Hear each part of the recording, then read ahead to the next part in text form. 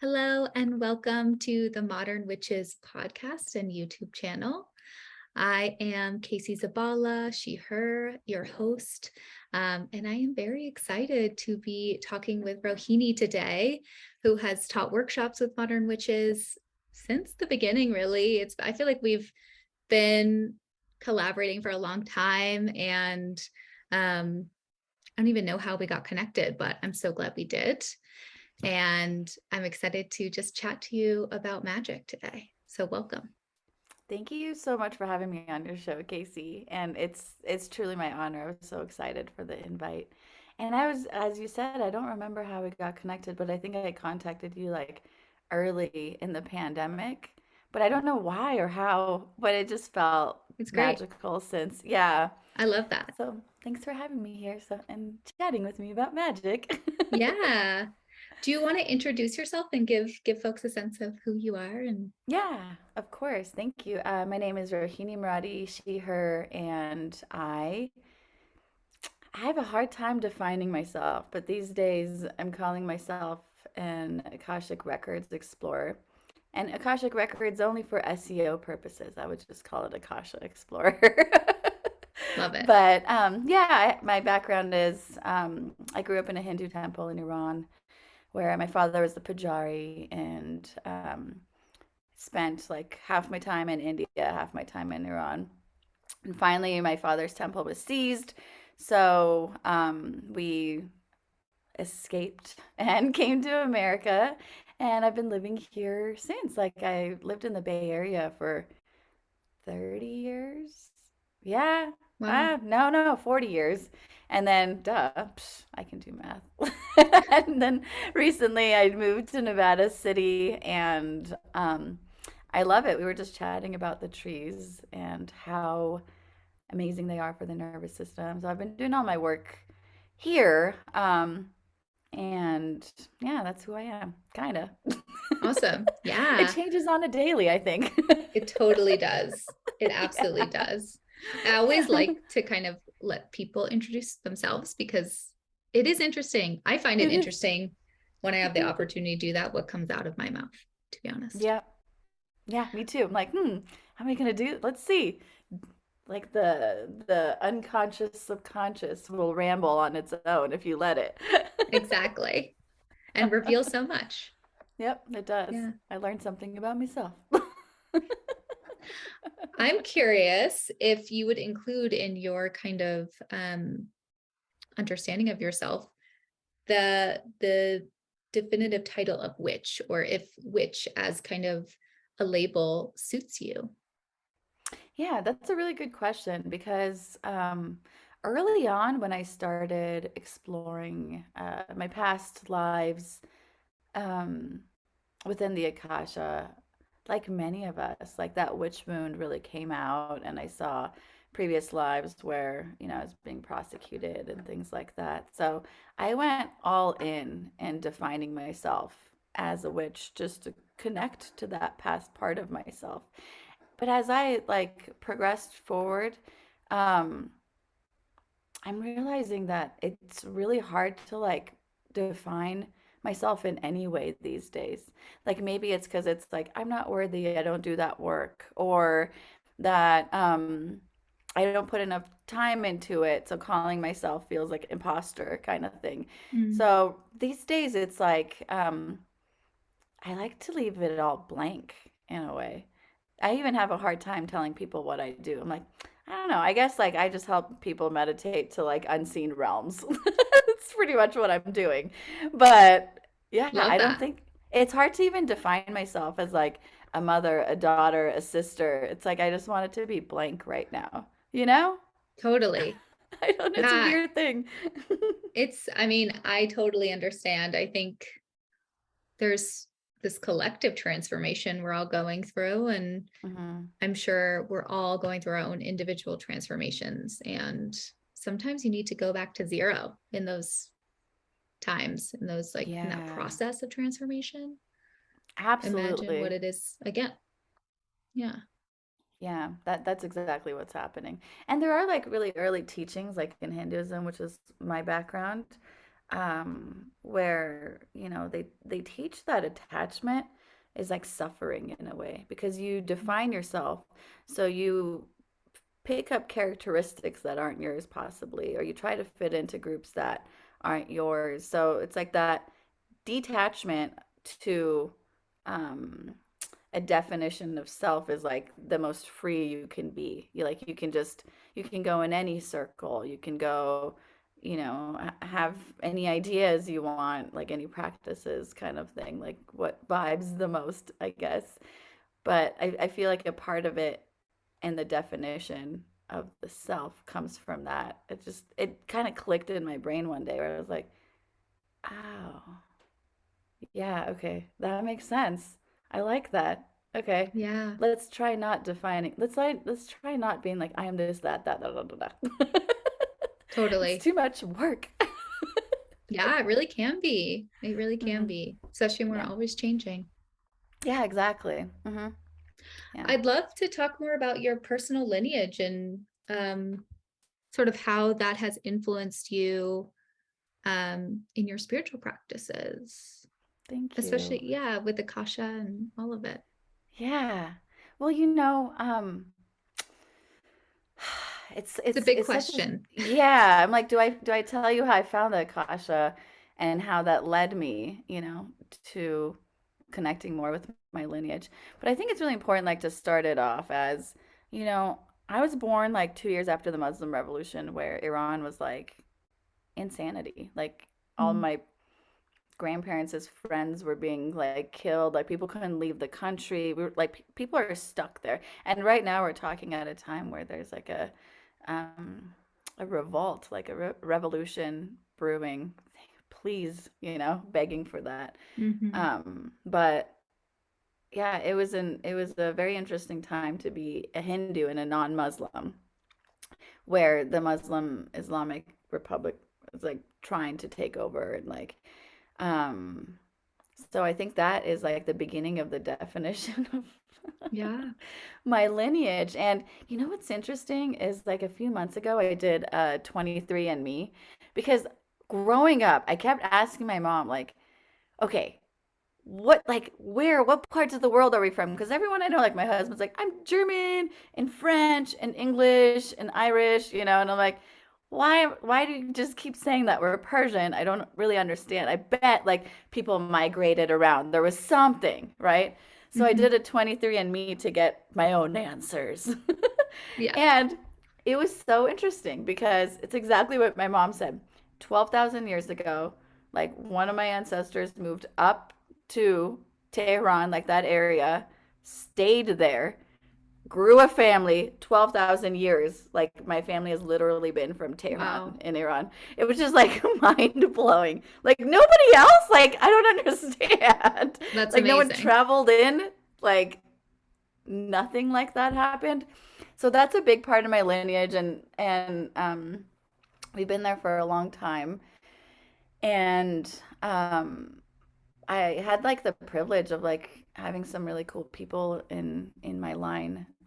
So like you know, um, the physician who introduced the use of alcohol in medicine is like in my lineage, and that's so Wow, cool cool. because I got into like herbal mixology like really early on, and like making like medicinal cocktails, being like, let's not just you know drink for the sake of drinking. Why don't we make a purpose out of it? And it's like interesting because that's like what my family member did. Yeah. And I love finding those connections. That's isn't great. that I love it. I love it so much because it's like we activate parts of ourselves that we're so unconscious of. And I think that's why having the Akasha as a tool is so valuable, because when we pick these things up we can kind of go and like search around and be like, where does this come from? Or like when we need like a little jolt of inspiration or something, we're like, what part of my lineage, like who was in my lineage was like really inspired in writing or like painting or whatnot, and what type of paintings that they do. And you can just kind of explore in that way. Totally. Yeah, but after my parents met, we introduced another line to our lineage because they were both initiated into bhakti yoga practice by a guru, and this guru's lineage like dates all the way back to like Krishna. So it's like a really cool thing to be a part of. And now there's like the spiritual lineage and like the physical lineage, and like that's who I am, like right at the center of that. I was born with both lineages in hand and tried to make sense of it for most of my life. And um, as an Iranian Hindu, like I had to hide the Hindu part in Iran. And when we went to India, I had to hide the Muslim part. When we came to America, I had to hide both to feel safe. Mm, So it's just like this tango of trying to like invite that back in. yeah. And it's been quite difficult. But um we experienced like really horrible loss, about 4.5 years ago now. It's hard to tell time. Like, I don't know what time is, No, but me neither. since that happened, I know, what is it? Since that happened, I've been really welcoming it back in because I feel like all my insecurities, not all of them, that is a lie, but a lot of the insecurities around that specifically faded because I got to know my spirit more and my heart more and what I stand for. And now I'm bringing it all in. And recently, I was connecting to the Hindu side more so than anything because it was fond memories of childhood. And with the Iranian side, while we had an amazing family and grandparents, and I had like a really great childhood being in that family, the country itself like carried so much trauma Mm, and pain for me where I've like kind of like pushed it away. But I'm realizing I really like earlier in the summer I was like, wow, by pushing that away, I'm like I don't know, like pushing my family away too, whom I love mm, and care for a lot. Like when we moved to America, we kept trying to convince my grandparents to come with us, my mom's parents, and my grandma's like, "No, I was born here and I'm gonna die here. Like I'm gonna go back to being the dirt in Iran. Like that's mm. what I want to be." I'm like, Wow. "Whoa, that's Yeah, I'm, that's a conviction, yeah, spiritual knowing, conviction in its way. yeah." She's like, "I came from the dirt and I'm gonna go back to being the dirt Hmm. here." It's pretty Yeah. cool. Do you still have family over there? Yeah, absolutely. Yeah. Yeah. Yeah. I shouldn't even like talk about it right now. Who knows? But like, yeah, I have a family member who moved there and is kind of like stuck there since this whole revolution Mm, thing started. And it's like flashbacks again to like right. 80s Iran, like you can't get out. And I'm just praying every day that I don't know, these innocent souls who just honestly like have been the crazy thing, it's so resilient. I think it's so resilient because the crazy thing is even with all the brainwashing, even with all the like the shutting out the rest of the world, the people who live there are so aware of what's happening. Like a lot of them haven't succumbed to it. They've stayed resilient, and like in fight mode. Mm, They'll always challenge the authority there. And that's why we are where we're at. It's because they push back.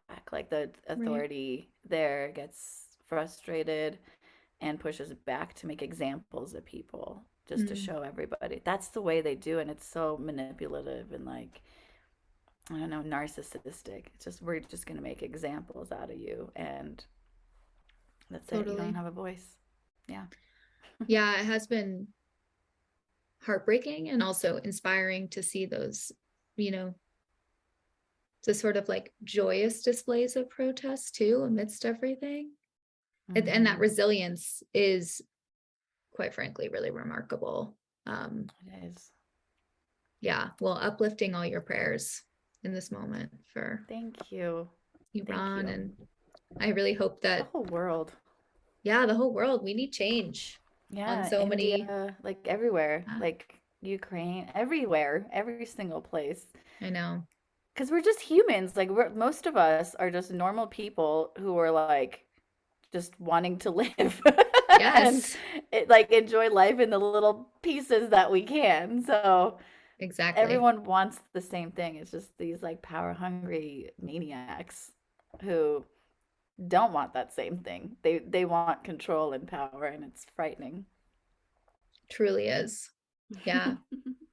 I'm wondering how sort of, or maybe I'll share like my assumption. Yeah. I guess my assumption is around the Akashic records and the Akasha is that you kind of have the ability to tap into this like multi-dimensional layered field of experience Mhm. that is like timeless in a way. Mhm. Um, and if that makes sense to you, I'm wondering how sort of tuning into the Akasha can help you in these moments of like overwhelm or Yeah. Well, here's the thing. Um, from my understanding, and like my biggest understanding is that we'll never know like truly what this is that we're doing because it's much bigger than our human bodies, right?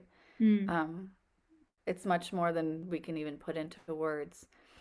But there's a there's a certain aspect to it where it's like detached from that good or bad or like how are you gonna help me like figure this out. The one thing that actually has helped me is like I'll never go in and ask like specifically how do I feel better or something like that because like life is supposed to be both pain and beauty and all that, you know.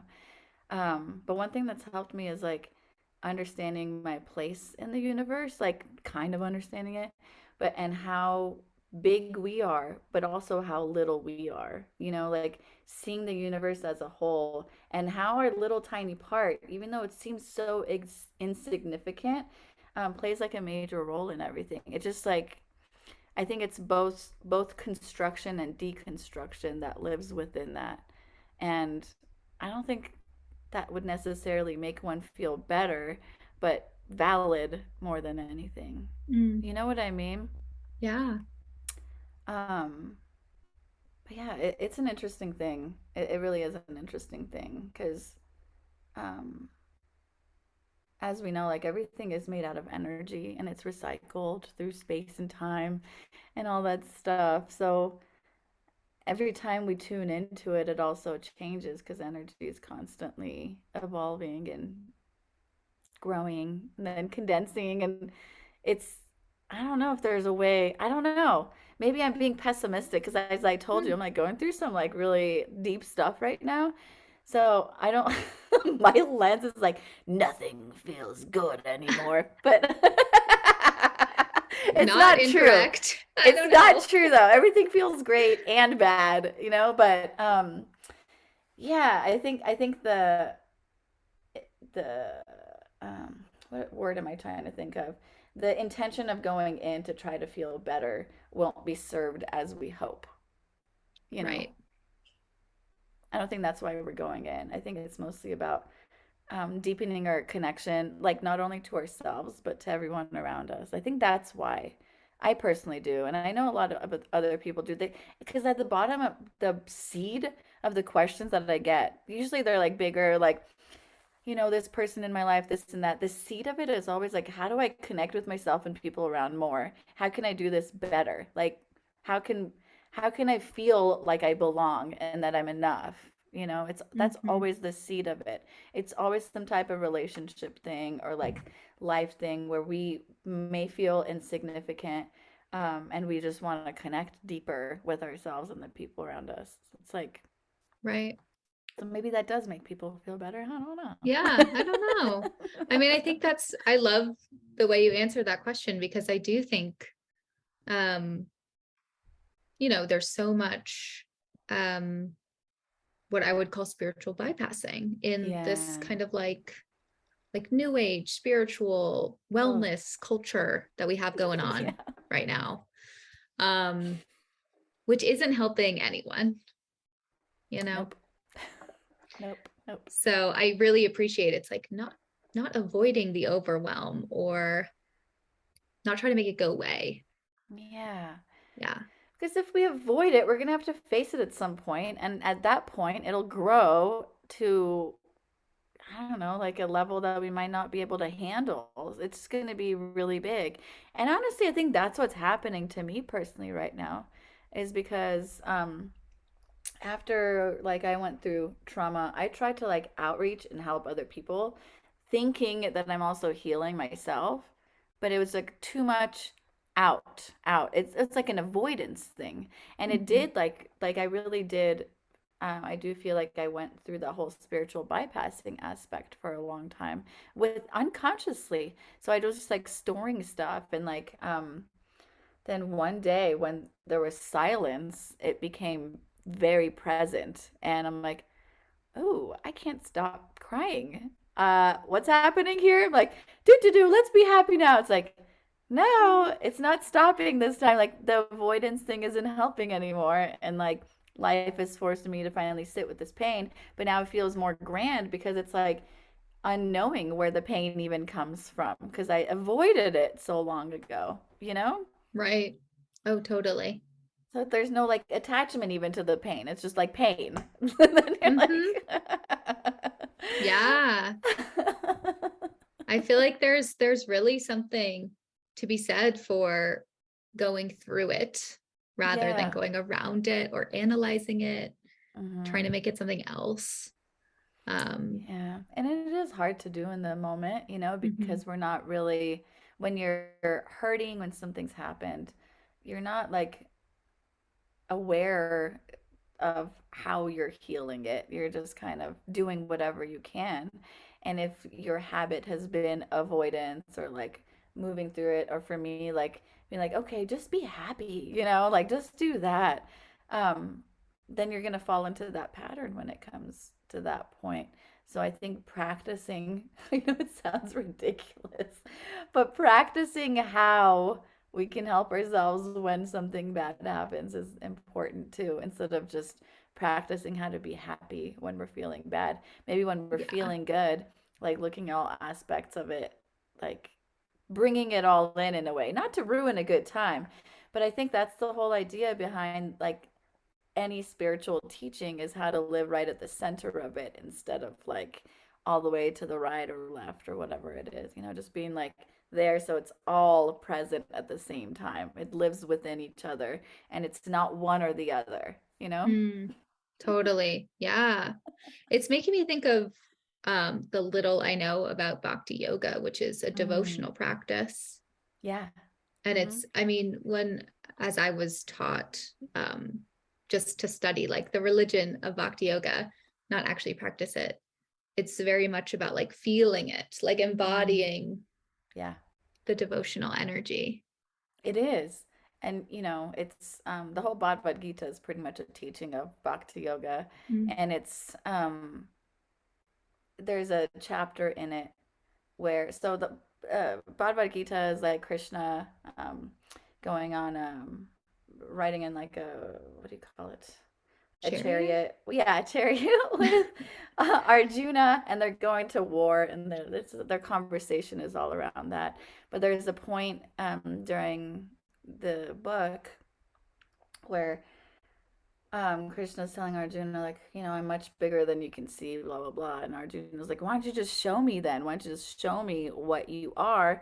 And then Krishna's like, you won't be able to handle it. Like, it's like a lot. I am everything. Like, not just what you see, but I am everything. And everything is not always so pretty. So and then Arjuna's like, I want to see. So he reveals himself, and at first, it's like all this beautiful, like scenic stuff from, the world, like beautiful baby animals, like whatever you can imagine. And all of a sudden, like the destruction comes in, and like the evil that lives within that. And like every, I don't know, every dark thing you can imagine. And like Arjuna starts going crazy. And he's like, I can't handle it, like, just stop, like, no more. I don't want to see anymore.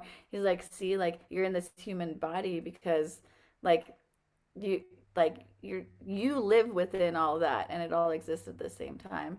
But your perception, like when you put it on one thing, you're ignoring the other and not realizing the grandioseness of it or whatnot. And I don't know if that even helps. Like, and I don't even know if I told it correctly. I'm like a student of my, dad who just listens to his stories. But Love it. No, that um, was great.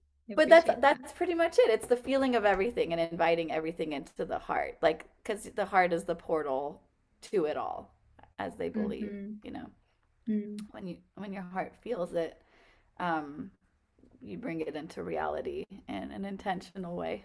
Mm. It makes me think of that quote that's maybe overused, but I still like it, which is, I don't even know who said it originally, but like you're a human being having a spiritual experience. Yeah. Hmm. So, that we have limitations as human beings in these Hmm. incarnations. And Yeah. it's important to honor them, know what they are. Hmm. And they're a part of the journey. It's not bad to have limitations. Like, if we Yeah, had it all, like, we wouldn't be able to handle it in this body. definitely not. You Yeah, know, like, it's too much. But once we it's leave the already too body, much. it is already too much. Don't bring any more, please. Yeah, Let me process this. totally. I wonder though, like with out of body experiences and stuff, which I've had two. Um, when I was out of my body, I didn't know it, and it didn't feel bad. It felt good. But I wonder if there's layers to that. You know what I mean? I think Hmm. about that a lot. Like, is it just like love and light when you go? Like, because everyone has the same story. But what if, like, you really go? Because when you're having an out of body thing, you're not really gone. You're still somewhat attached to your body. That's why you're able to go back. But once you detach, like, what is that? Is it just love and light? Because it doesn't seem like possible in a universe like this that that's all it would be. Right. Yeah. Yeah.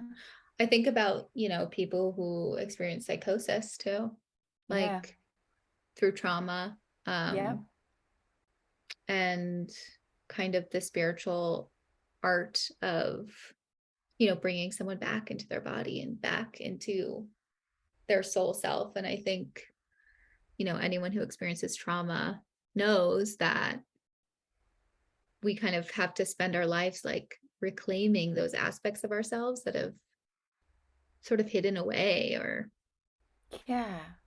I think about that. So you've gone through that where you're like, what part of myself do I bring back? Or I miss that part of myself and yeah, maybe I need to awaken it again. I'm or going there's through some that right now. healing, that wants to take place. Yeah. Um, it's Because when like you do, inner child work or something, you know? yeah, it is. Yeah. Mm-hmm. Like, you bring those aspects of yourself back. It's sweet. I wonder though, like, because like, after experiencing like really big trauma, like PTSD stuff, like, everything kind of goes blank in your brain, and it's really hard Mm, to like grab an idea, yeah. or even a part of who you were, and you're not the same person anymore. And I think that's the Mm, huge thing where this is silly. Like, this story I'm going to tell you is silly, but so, like, last or a couple of weeks ago, or maybe a couple of months ago, like, I asked my husband if I could play in his band again, and I had played in his band before, 4 years ago, 4.5 years ago, and I hadn't played music since. It was like a traumatic thing and trigger warning kind of thing. The big trauma experience was like losing a child, so it's like you completely change after that. And you're mm, like, the world just feels unsafe, and everything you knew, like, isn't there anymore. And so music was like, direct connection to a past self of mine, and going out there and like playing. And then he started playing again, and like, he has an album coming out about our daughter who passed, and mm. I was listening to it, and I'm like, I really want to play on this album again. He's like, all right, you can try out for the band. So Love it. I did. Yeah. And I got in. Nice. But but the thing is, like, after I started playing, like, all of that freaking trauma and suppression and avoidance in doing something I love and connecting to my past self started pouring in different than I could ever imagine. And that's kind of what I've honestly been going through. Like, I feel like I might be in a state of psychosis. Who knows? But like, I didn't deal with like saying goodbye to that person I Mm, was before. And I think that happens to a lot of people who experience this. Any level like of trauma where it's like it shakes up your life and it changes you. It's right, like we somehow just like do whatever we can to move forward, and then once we start reconnecting with these past versions of ourselves, then we have to feel all that stuff we were avoiding during that time that right. we were depriving ourselves of in some way, So it hasn't been Mm. easy. I've been like crying every time I play the piano now. I'm like, "Ah!" It's like, Oh, whoa. He's like, are you yeah. sure you want to do this? Like, just let me be a psycho for a while. I'll be okay. Yeah. I feel like it's good to have an outlet, for those tears Yeah. and those emotions. I Yeah. was thinking, you know, about this time in the Northern Hemisphere, we're moving Mhm. in towards winter, basically, and like doing more of that internal work and facing death, really.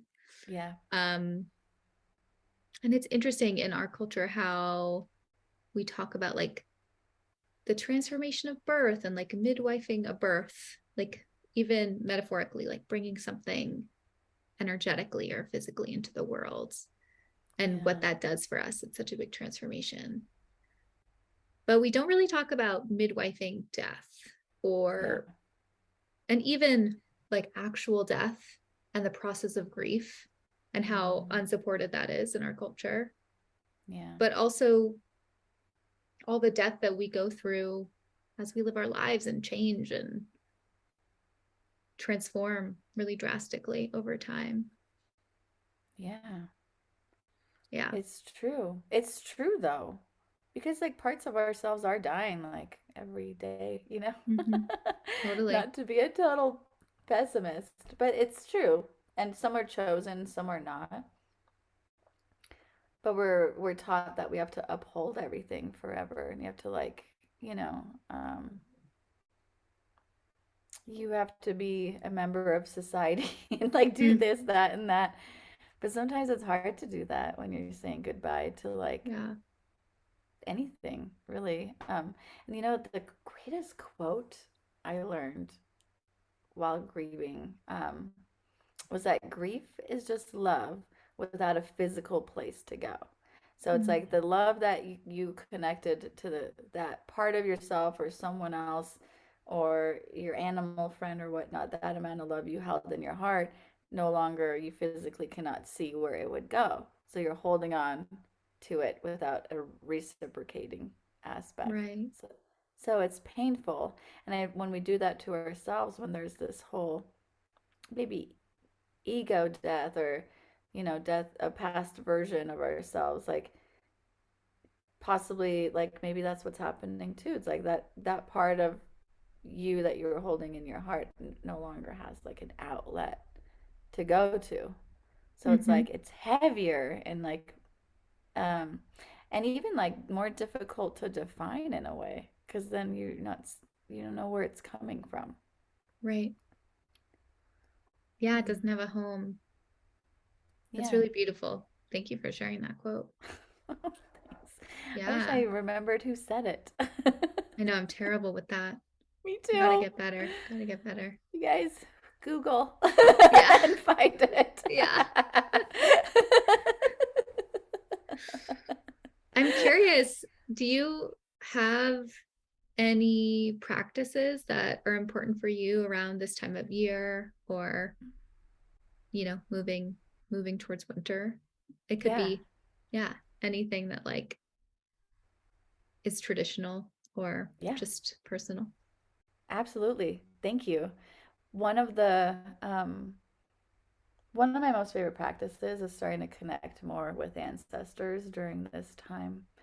And in the Persian tradition, like what we do is as like the nights get shorter and shorter, we do bring in our ancestors in like more abundance so that we feel full and complete during this time, like with certain fruits or whatnot. But on the darkest night of the year, people have like a really big party and try to stay up all night so that they can experience the darkness like fully.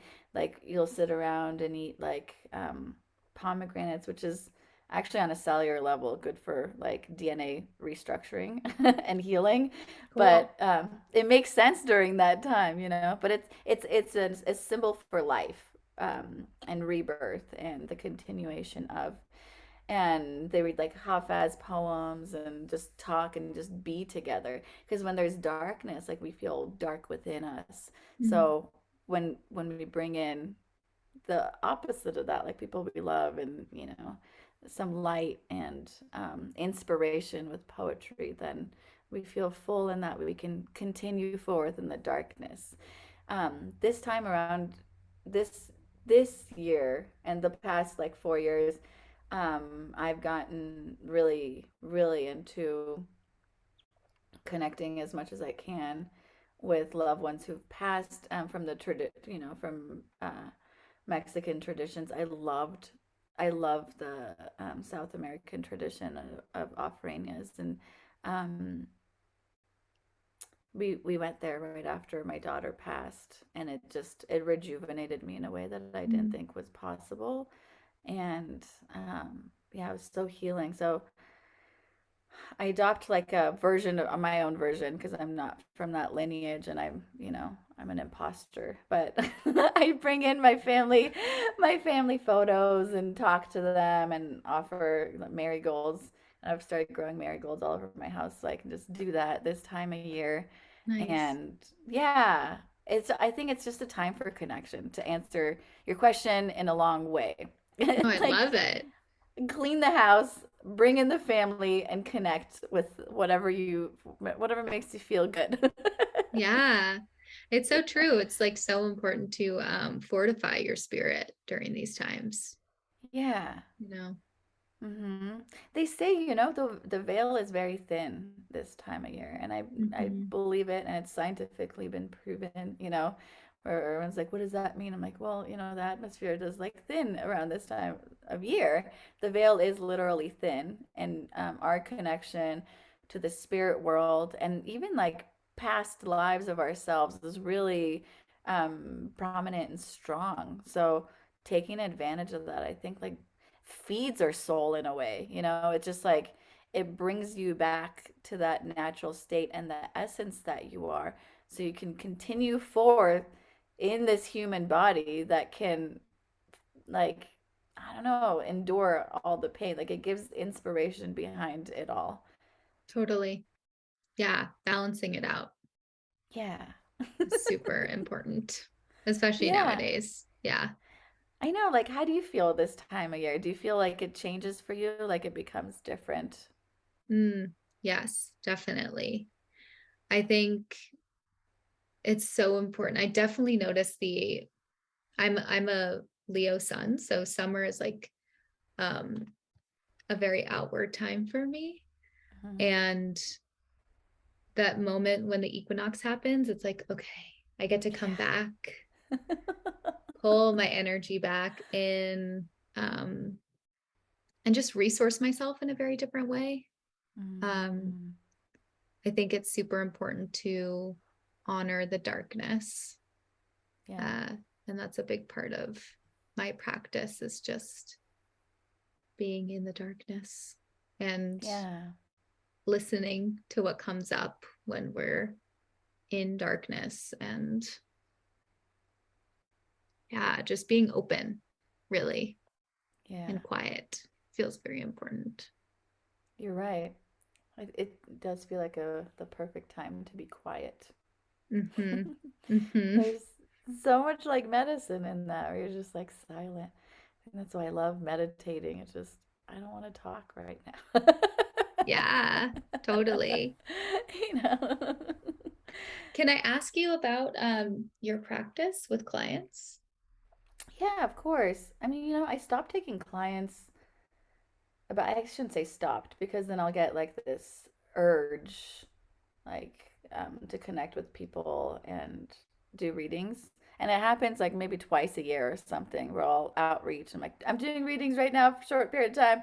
But then it's like, as you know, like with clients and readings, it gets overwhelming. And when you're going through your personal stuff, it's just like I don't want to output in that way for you. I want to be a clear channel and not like in the way with my own mind and stuff whatsoever. Totally. So yeah, I do it like every couple of years, but I've realized that my passion is to truly show people how to do it themselves. Like that's what I really want to do because it empowers people and makes them realize that they're much greater than we are. And I think going to a reader is awesome too because every single reader has a different perspective and will give you a different angle at the big puzzle piece that you're looking at, and that's Hmm. awesome. But you have to be in like a good mental like state to be able to do that, Yeah. I think. um, but these days I've just been taking people through my practice really and teaching them what I do and how to find their own practice so that it can resonate with them and give them the value that they personally need because we're all so different. It can't be like Mm. this is the way to do it and that's it. Yeah. So we do like a lot of like inner energy work. And I spent a lot of time down in the root chakra. Um, and it's really like, as we talked about a little bit earlier, it's like inner child work for a really long time until you're Hmm. able to like hold them. And it's not for everybody because some people have experienced like really big trauma that this will not help with. But it's for people because I don't have that lens like that training to be able to do it for people who've experienced a lot of trauma there, but for Hmm. people who haven't, it's a lot easier and a great foundational place to stay. And then we just move up the energy centers, but my favorite thing to do is to focus on each energy center so that we know how to activate it because I think there's something so powerful like right now I'm going to call in my heart and my throat, and that energy is going to connect me to the Akasha because that's what we're really doing. We're activating those two aspects of self to connect to the Akasha. But my personal practice is much different these days.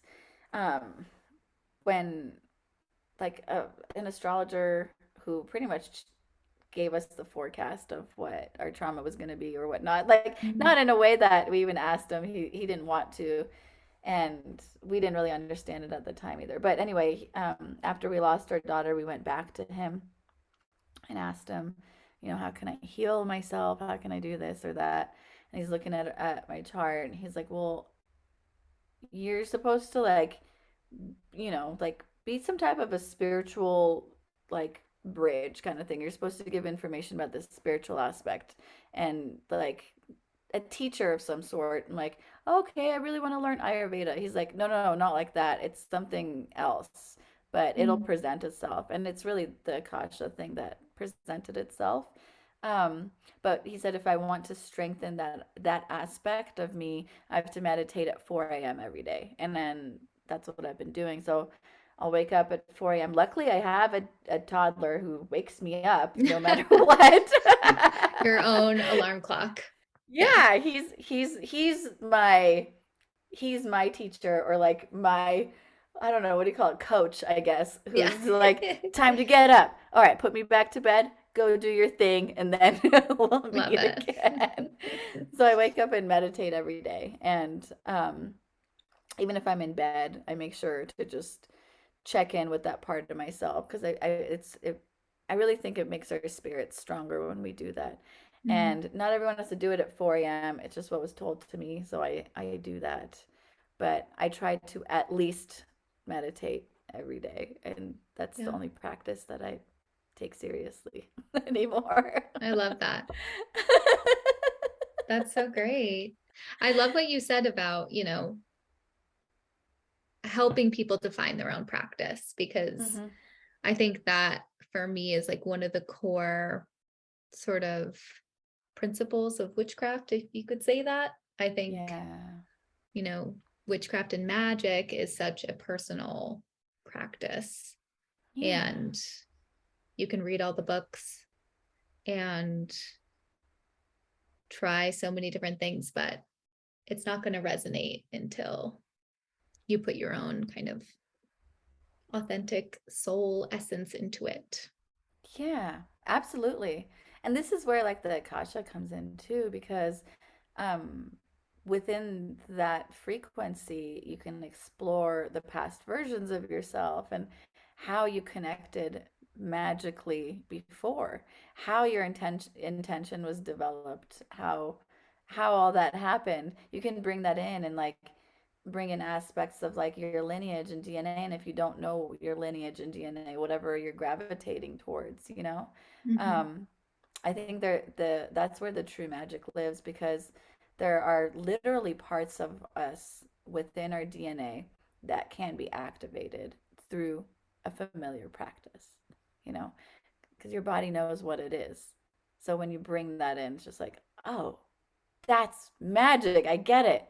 And a lot of it, like to go back to the whole lineage thing and even magic and what it means, like it didn't become real for me until I started connecting to my lineage and learning about like the Persian magi who are like in my lineage and how they practice and what they did, um and how I can do that in my own way too, Mm, you know. yeah, that's Pretty, beautiful. it's cool. And I know everybody has a story like that where everyone is from this planet, and everyone around this planet has someone in their lineage who connected to their intuition or, you know, built the way they use their intention. So you just go as inward as you can, really, instead of outward. Mm-hmm. I think that's the real practice, is how deep within myself can I go where I can recognize these aspects of me and what Mm-hmm. makes my unique imprint in this world right now. Because we are so unique. Like no one, there aren't even twins like them, Yeah, you know? so true. Yeah. Yeah, I think it's that, I don't know if you've had, it sounds like you've had this experience, but that sense of, oh, I remember this. Even if you're like learning about it for the first time, it just Yeah. feels like, oh, yes, I know this for some reason. It feels so familiar. Homecoming. Yeah. Yeah. It's a homecoming for sure. That's really how I felt when I first started learning about the Akashic records. And just when I first started learning about it, though, like this is at a time, and it's not so long ago or anything, like I'm not trying to like pretend like it's been forever, but it was at a time where it wasn't as popular, and there was like two YouTube channels and like one book and like like a Yeah. couple like articles online, which is like really confusing and like what the heck does that even mean? Like way new agey. And no offense to anyone who believes in that stuff. Like everyone's free to believe whatever they want. But I had a hard time connecting to it, and I found myself just like learning about it and repeating information that I learned without attachment or understanding of what I was saying. And it wasn't until I actually connected with my spirit lineage and my, you know, physical lineage that I understood what it was that I was doing. So now it feels like I'm teaching it from like a different lens, but the way I perceive it, and it's not what everyone else is saying or doing or whatnot, you know? So it feels really good and authentic. And it only took me looking at myself, knowing that this is something my soul's connected to, but looking at myself and going deeper within so that I, you know, we can bring in that um that perspective in a way. So, Mm-hmm. Mm-hmm. yeah. Thank you for sharing that because I think, part of what modern witches takes very seriously is like creating spaces that where we can talk about cultural appropriation and not be culturally appropriative.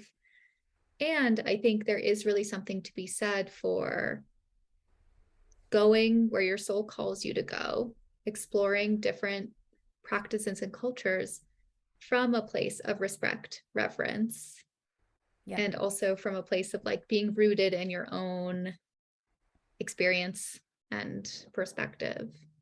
Yep. And it sounds like you've really been walking that journey. So Thank thank you. you for sharing it. It's really lovely to Thank hear. you.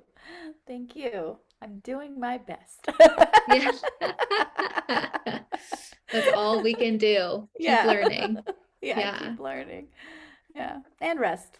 Resting and Yes. learning. You don't have to learn all the time. Talk about the medicine of the moment. Rest. Yeah. Yeah. Yeah. You don't have to keep going, you know? Mm-mm. Just No. take it easy sometimes. Sit and cry, okay? Yes. Cry. Just kidding. Well, I mean, I think like one of the toxic things I've been noticing lately is this narrative of like consistency, like showing up Mm, consistently. can't. It's like, really? Is that possible?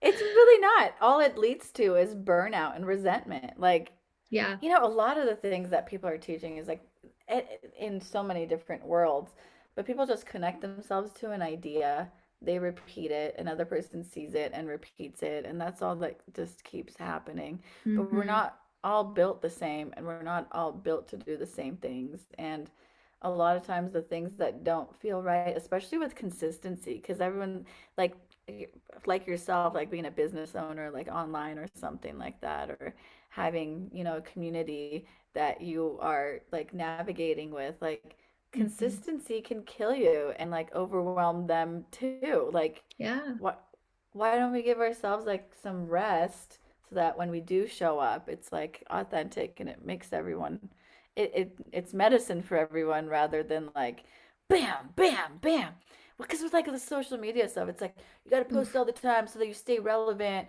and like you stay in people's faces so they remember you. And like there's the whole toxic thing where it's like people don't buy from you unless they see you 7 times. So like keep posting about the Mm. same thing. It's like, oh, it's Exhausting. too much. Way too much. Yeah. Way. I know it's I don't. been, yeah, so, so too much, so toxic. And I feel like, I don't know, Modern Witches is going through its own transformation and we're not doing a big gathering this year, which is What? exciting and sad. Like, I'm sad Yeah. that we're not gathering, but at the end of the day, we needed to really rest in order to come back and be Yeah. able to provide the same support and um, holding that we have been. So, That's great. I'm so yeah, excited to see where it goes. me How too. wonderful. Happy for you. That's a Thank big you. decision. I know it was a big decision, and I'm feeling it's, almost October, and I'm Yeah. feeling really good about Good. it. I'm so happy for you. I will miss being with everyone and learning together, but honestly, I think, yeah, it's the year to rest. So, Good. It really is. It really, really is. yeah, If we don't do it, life will force us, you know? totally. So why not make it intentional? Yes. And there's so many big changes we're all navigating, and that really takes a lot of energy. So, Yeah. Even just looking at the news takes energy, you know? I know. We're already so depleted. Yeah. Like, what a wise decision to make. You're just like, you know, not this year, friends. Thank you. It's amazing. Yeah, I feel good to be like on the other side of that threshold, having made the decision, but um Yeah. yeah, we'll I, see where it takes us. I bet it was tough, like coming to that because of Very tough. expectations. And yeah, Mm-hmm. Mm-hmm. that's Yeah. a badass thing to do. Thanks. Good Yeah. I think I job. have like a Pluto transit to thank as well, but um, you know, Yeah. we're collaborating. We're collaborating. Yeah. Take what comes, you know? You Yeah, got it. Yeah. exactly. Well, I am so glad that we had this conversation, and I'm so excited to see what our listeners think. And if they have any questions, drop them here, um, drop them somewhere we can see them, email us. We'd love to hear from everyone. And thank you so much, Rohini. This has been really nourishing for me. Thank you so much, Casey. It's also been nourishing for me. It's like always an honor to sit with you. You're so wonderful. Thanks for Oh, having me. likewise. Yeah. Thank you.